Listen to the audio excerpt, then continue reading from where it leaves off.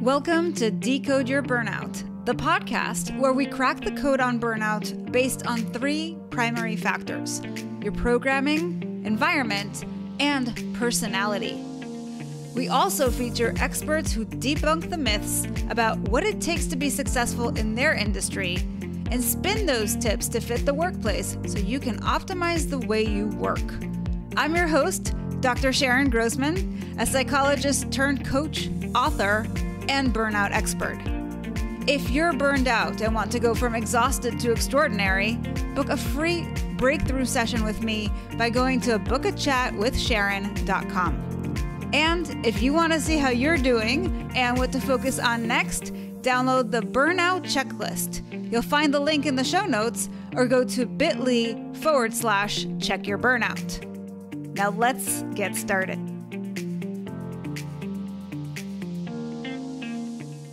Hello, Decode Your Burnout fans, and welcome to another episode of the podcast with me, Dr. Sharon Grossman. Today, I am joined by Kay Allison, who helps professional women break their drinking habits and get free from booze, free from shame, and free from anxiety.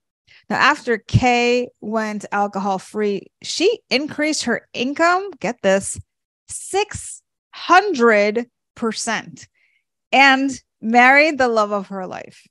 Her book, Juicy AF, AF standing for alcohol free, Stop the Drinking Spiral, Create Your Future, and her course, 30 Days to Freedom for Professional Women, both provide a step-by-step guide for high-achieving women. And I'm so excited, Kay, to have you on the show today.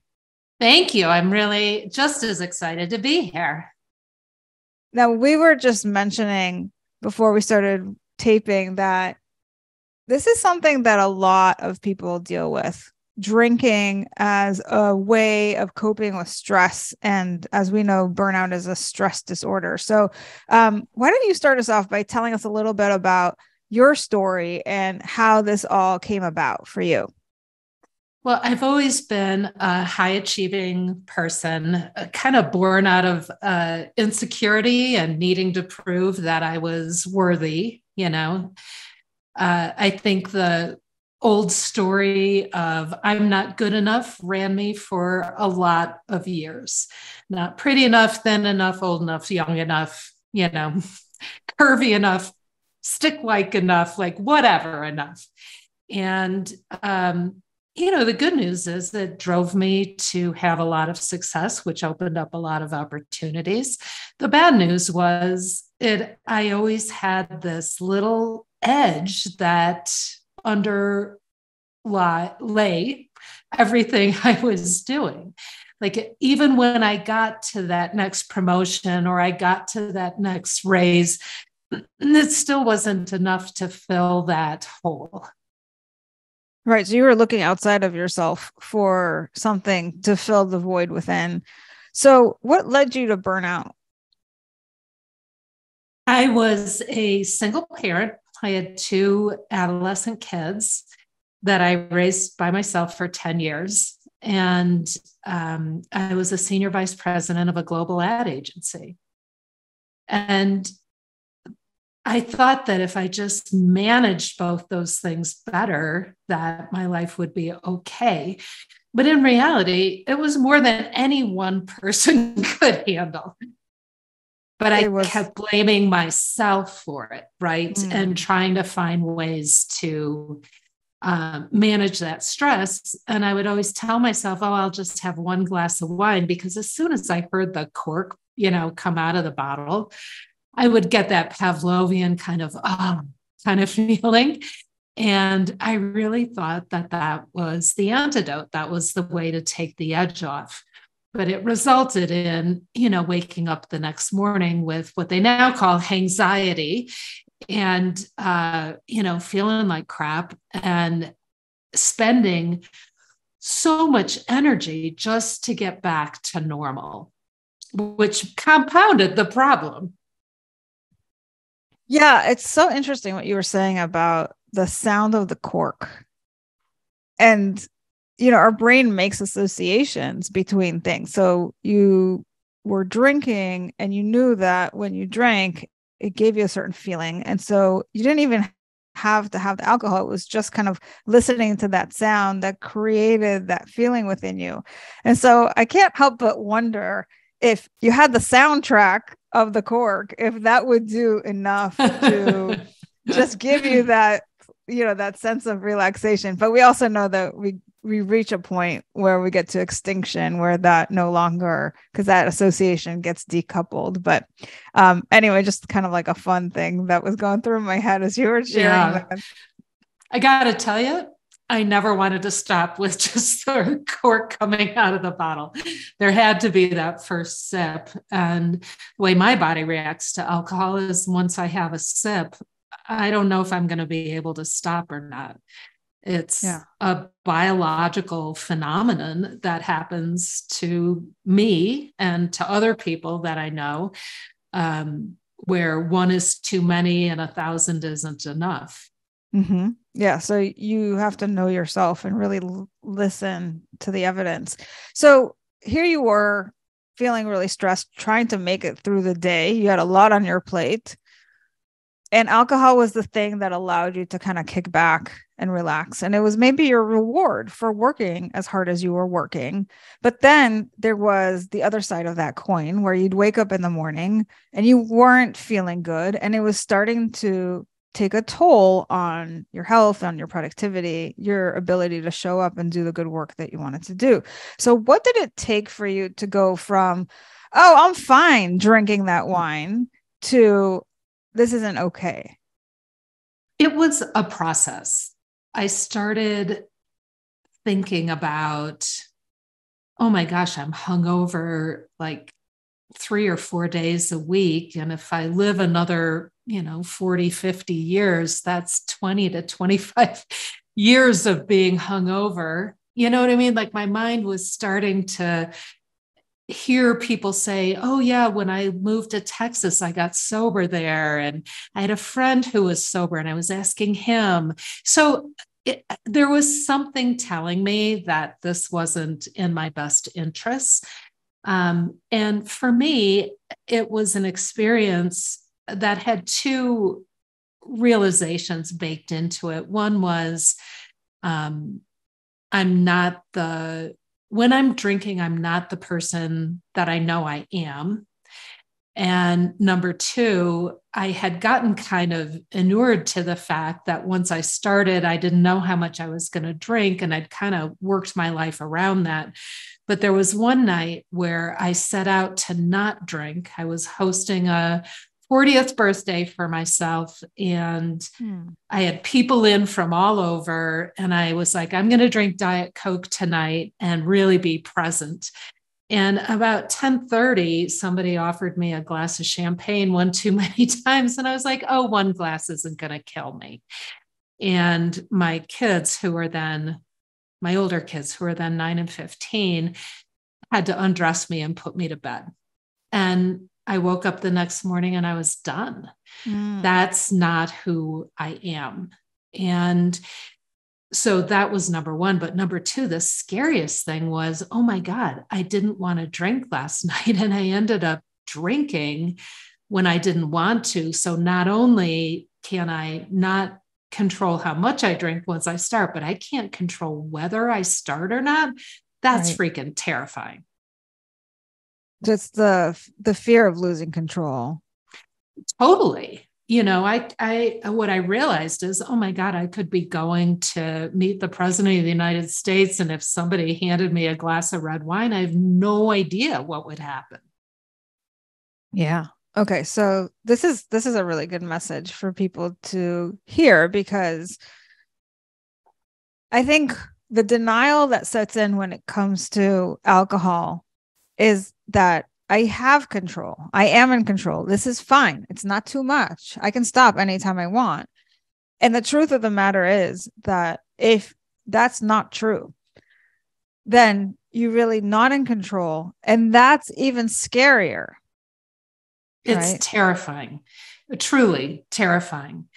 To feel like you can't trust yourself is a terrifying experience. And that's why I couch what I talk about in terms of its biology as a biological phenomenon that once I have a sip of wine, I want more. It's not a moral failing, it's physiology. Exactly. And I love that you say that because it takes a lot of the stigma out of it, right? It's not anything, it's not like a character defect. It's just, we're all born with a biological predisposition to something. And so for some people, it's alcohol, and for other people, it's something else, and so just making peace with what is, and then taking the necessary steps to make sure that we are making good decisions that don't get us into a whole bunch of hot water. I'm allergic to eggs. I love that comparison. I do, because there's no stigma in that. I'm allergic to eggs. When I eat eggs, I throw up. So I get to choose, It doesn't mean anything about my character.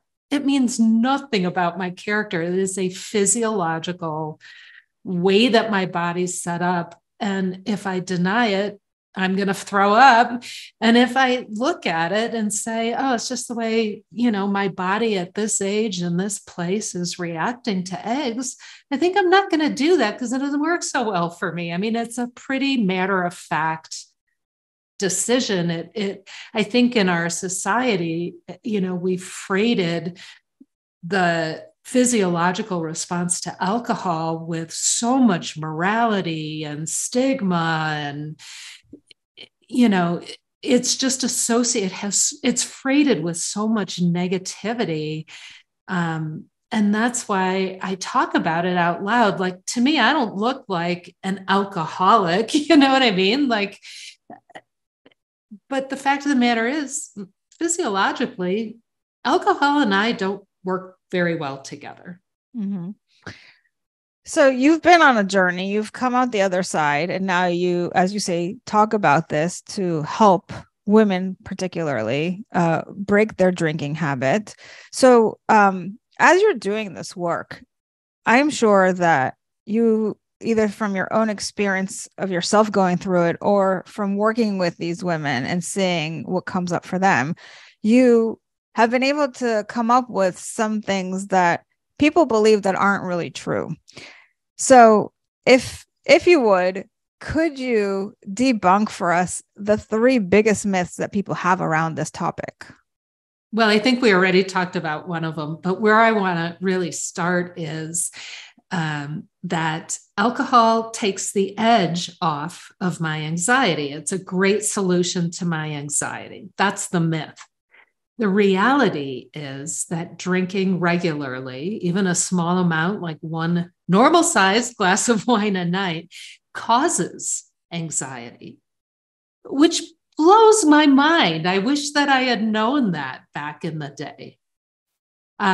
And there are biological mechanisms that cause that to happen, right? It disrupts, even drinking one glass of wine disrupts our sleep, which we know raises our cortisol levels. Secondly, alcohol is a disinfectant and it kills all the bugs in your gut.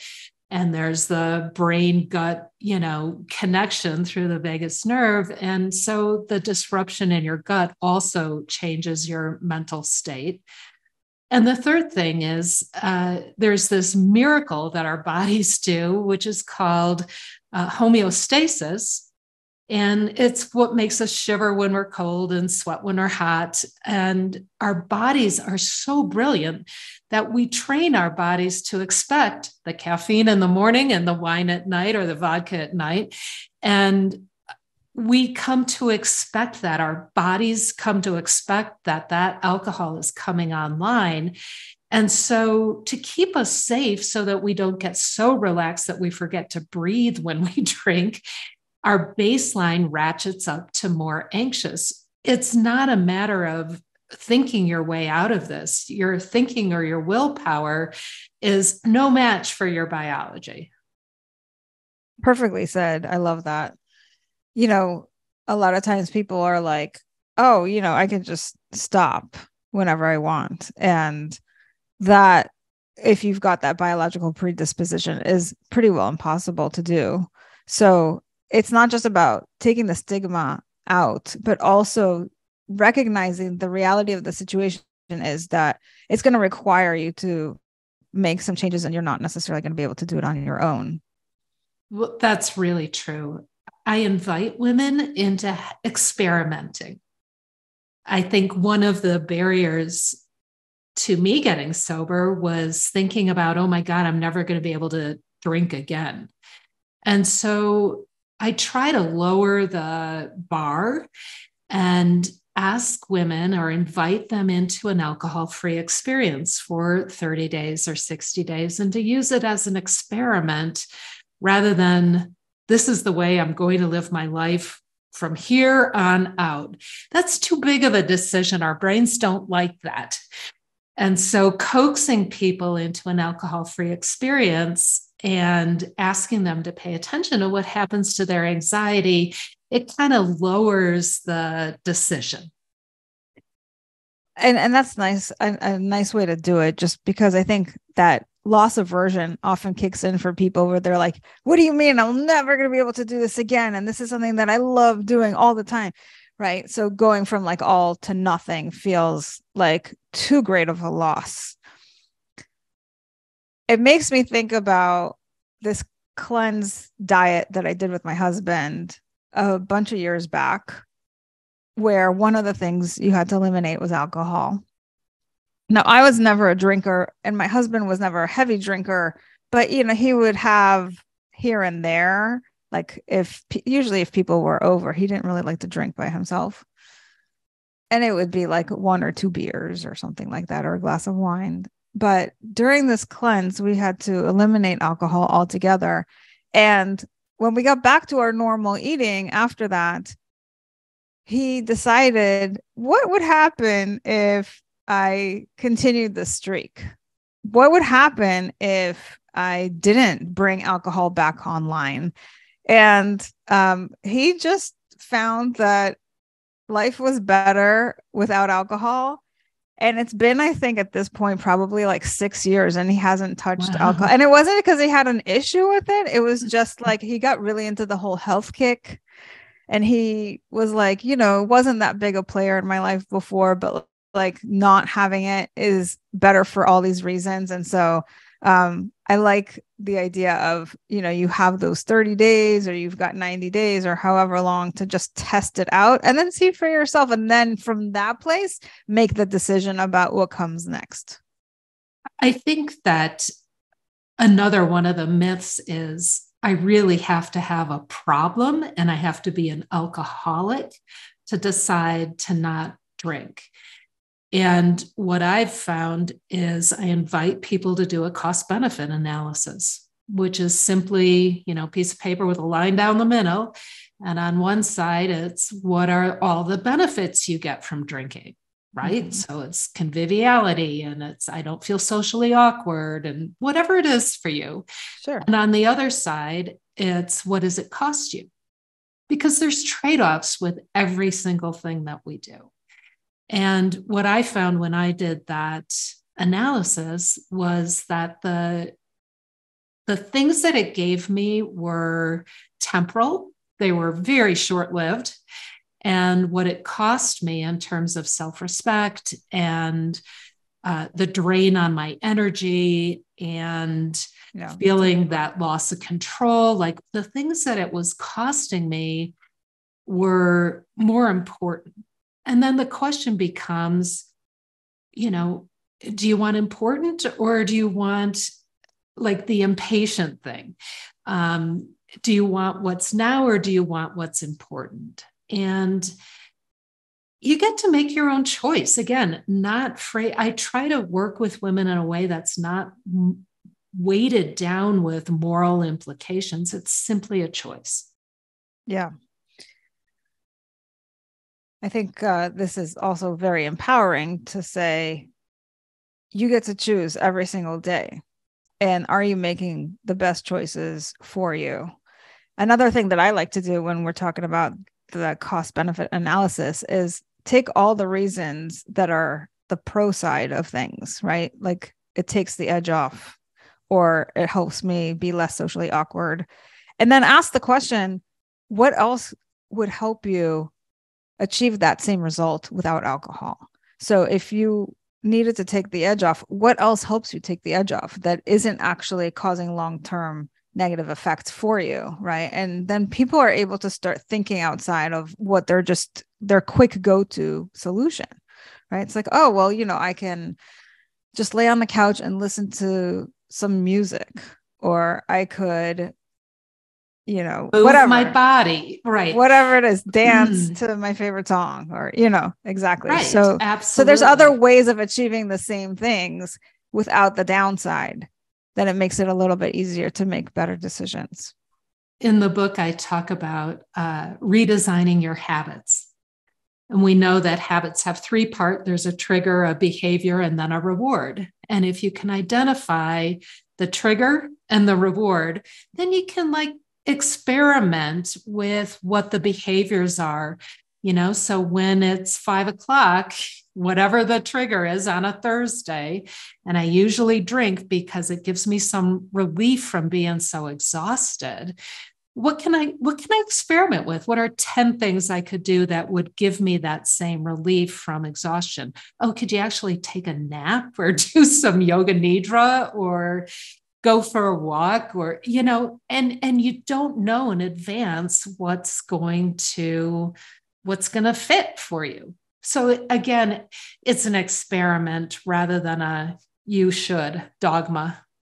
Yeah. And I'm also a fan of looking at what is causing the problem to begin with. Like if you're exhausted and that's the reason you're drinking, how can we work differently so that you don't so exhausted to begin with, and then you don't need to have that mechanism of, now I got to cope with the problem. So that's a whole other thing that people can do. All right. So you've given us 2 myths. 2. Yeah. And what's the third one? So I'm going to tell you a story. I grew up in a house that was, as I joke, 50 shades of beige. And if you're watching this, I've got on bright red glasses and a bright pink top, and there is nothing beige about me. And it felt like a beige prison to me.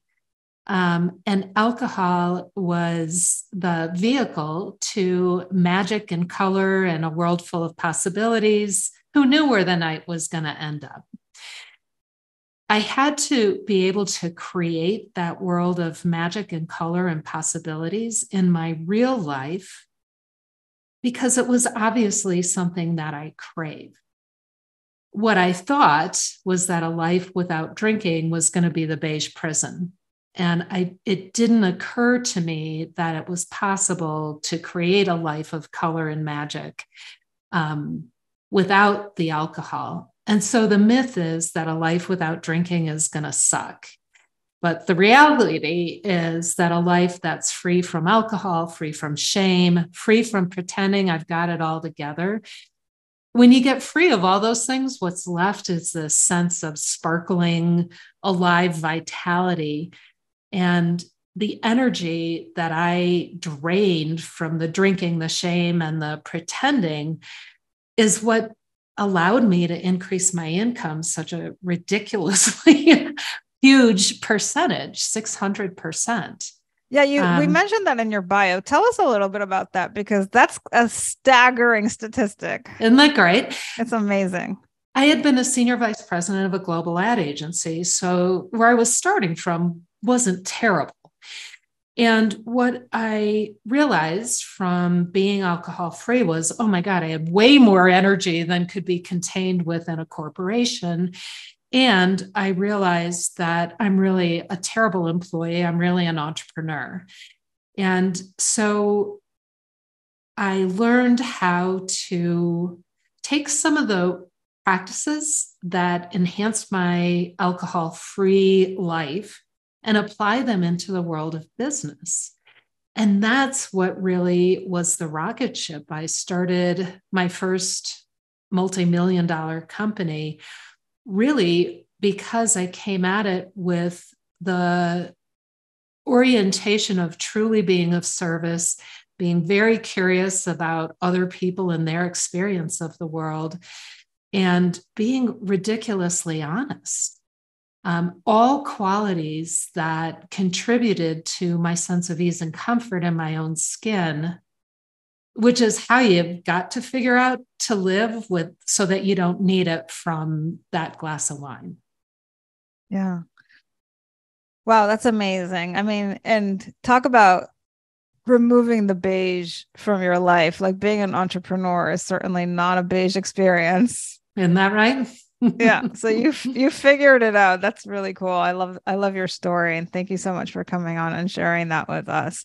Now, Absolutely. if somebody is like really intrigued, they fit your profile of being a professional a woman who is maybe drinking, they want to break free from all of it. Where should they go? Best place to find me is at juicyaf.life/book. When you go to that link, you'll be invited to get some bonuses, including a 30-minute call with me, which is an audit of your current level of anxiety and energy, as well as what your business goals are. What I've found is that going alcohol-free has been the ultimate career hack. And so if you also want to increase your income the way I did, in a way that isn't slick or manipulative or scheming or requiring a ton more work, I can help you with that. That's amazing. I love it. So what a also generous offer. So I encourage everybody who is watching and listening to go to that link. It will be in the show notes, and grab a copy of the book Juicy AF and reach out to Kay, because she definitely has been there. She understands, she knows what she's doing, and she can absolutely help. So that is a fantastic offer that I encourage everybody to take advantage of. Kay, thank you again for being on the show. You have really put a spotlight on this very important topic that I hope people take advantage of everything that you've shared today and your free resource. Fantastic. Thank you so much for the opportunity. This was a great conversation.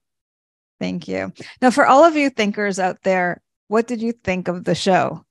If you are a feeler, how did hearing this make you feel?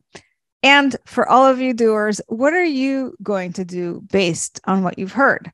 Now, regardless of what your personality code is, my goal is to spread that word that burnout is a unique experience. And by decoding it, you can find solutions that are equally unique to you.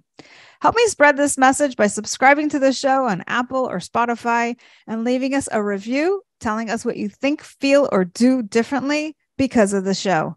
If you're watching us on YouTube, you can also leave me a comment or questions to answer in future episodes. And please recommend the show to anyone struggling with burnout. If you're ready to take the next step with me to DYB, go to decodeyourburnout.com, and I'll see you right back here next week. Bye, everybody.